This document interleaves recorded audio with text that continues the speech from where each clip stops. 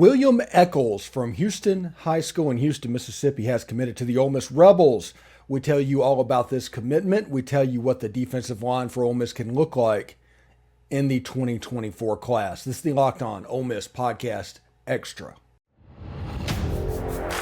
You are Locked On Ole Miss, your daily podcast on the Ole Miss Rebels, part of the Locked On Podcast Network, your team every day.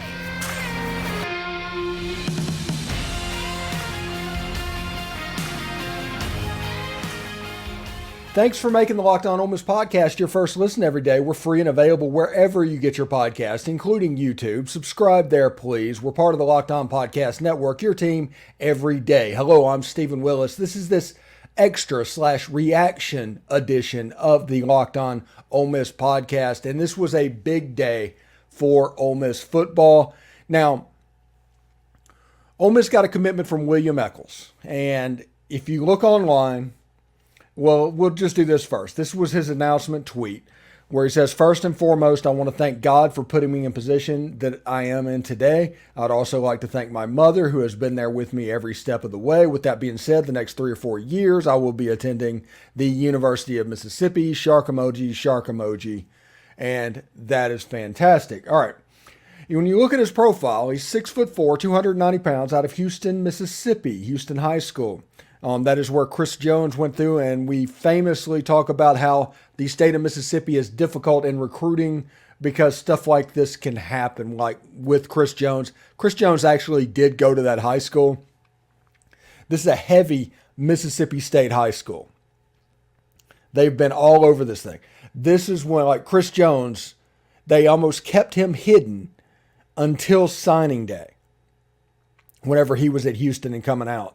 And then he went to the Mississippi-Alabama game, showed out, went to the Under Armour game with an invite after the Mississippi-Alabama game, completely showed out, ended up like the number 2 play in the country, but came into that Mississippi-Alabama game as like a low-level 3-star. Stuff like that can happen in the state of Mississippi. Not saying that is happening here, just letting you know that this is that same high school where that has happened once before.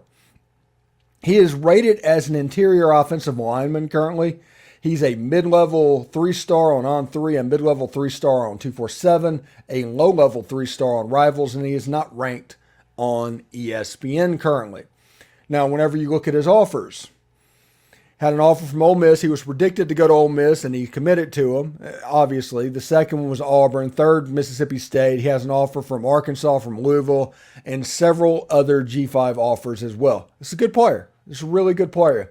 And whenever you look at his film, we're going to break it down a little bit next week for anybody paying attention. He has offensive highlights and defensive highlights. Offensively, he looks just like a guard. Honestly, he looks just like a guard. A good guard. He probably looks like the best player on that offense and the best player on that defense whenever he is on the field. I mean, but when it comes to that special it factor, whenever you recruit an interior offensive lineman, he's an extremely physical player, likes to pancake people, but you can see why he was rated as a 3-star player if they are rating him on that position, because he looks like a guard. There's 6 players in the state of Mississippi that comes out that looks like that. But he has a second highlight of defensive highlights, and I want to talk about this whenever you look up there. You see his primary recruiter is Randall Joyner, which means Ole Miss has penciled him in as a defensive prospect. Jeremy Garrett, defensive lineman. There we go, defensive prospect. I'm sure Mississippi State did the same thing. I'm sure Arkansas is doing the same thing as well.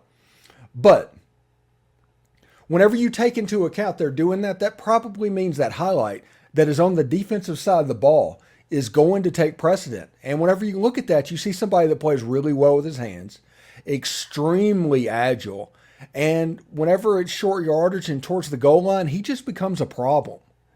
Now, some of that is that he's playing Mississippi high school football, and I realize that. There's going to be certain games where he lines up against somebody that is 215 pounds. I get that. But whenever he lines up to somebody somewhat similar to his range, he shows pretty well. He is really good at using his hands to get off of a block and go make a play lateral or behind the line of scrimmage.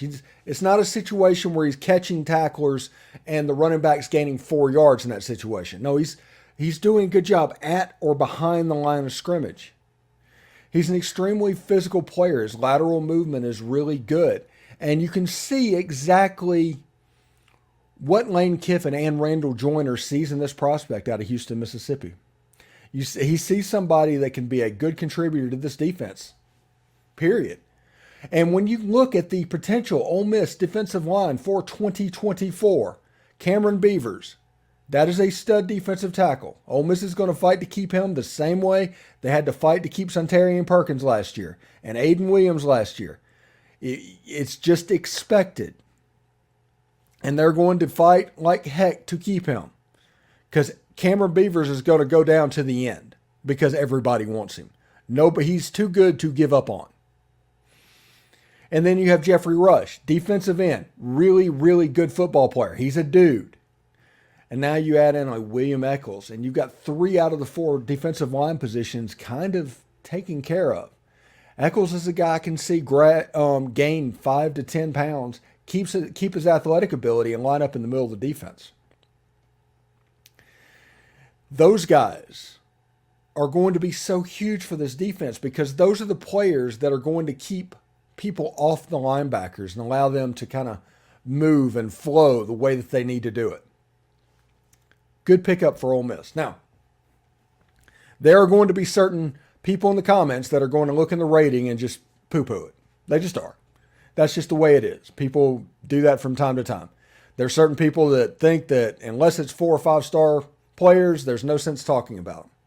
And when a player makes it as a 3-star, that's the outlier. That's the exception. That is not the rule. And that's fine. They can think they can think all of that.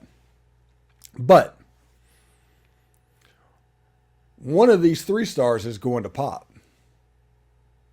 Just is. I guarantee that. You can take that to the bank. Now, I couldn't tell you which one it is. I couldn't have told you before 2013 or whatever that either that Evan Ingram and Mike Hilton was going to be the dudes of that class. That included Robert Kimdichie and Laquan Treadwell. Now, Laramie Tunsil, he's another animal. He's a space alien. But Tunsil, Hilton, and Ingram, you could have gave me 100 guesses to try and guess those 3 players popping out of that class. And I just wouldn't have done it. But somebody is going to pop in this one. And I do think we are reaching the point where we're waiting for logs that are currently in the fire to go ahead and pop, okay? I do think there's a chance that Dylan Hipp could pop. I do think there's a chance Maurice Davis could pop. But after that, you try to think and you look around, it's like, where are the players that we need to pay attention to? At that point, I think we're big game hunting. You're putting all your eggs in the Cam Franklin basket at that point. You're trying to find a Caleb Odom situation to get him to your campus. If you do that, and you land one of these big fish, this is already, it's shaping up to be somewhere in around the top 15 class if you get anybody. And if you have a good close, there's even a chance you could get closer to top 10. And that's even with all of these 3 stars, because I hate to break it to everybody. There were plenty of 3 stars in the 2016 class that finished like 4th in the country and the 2013 class that finished like 5th. It just was. So we'll see exactly which of these players pop. We'll see exactly how Ole Miss handles the transfer portal moving forward, especially once this fall happens and we're getting ready for the 2024 season. We have to see exactly how we're going to deal with that. We need to look at market forces and how they're going to affect things. I think Ole Miss was rated as a top 10 ambitious collective nationally by On3, ahead of places like Georgia and Alabama, Texas Tech, Not as high as the A&M one, and not as high as the Texas one, not as high as the Tennessee one.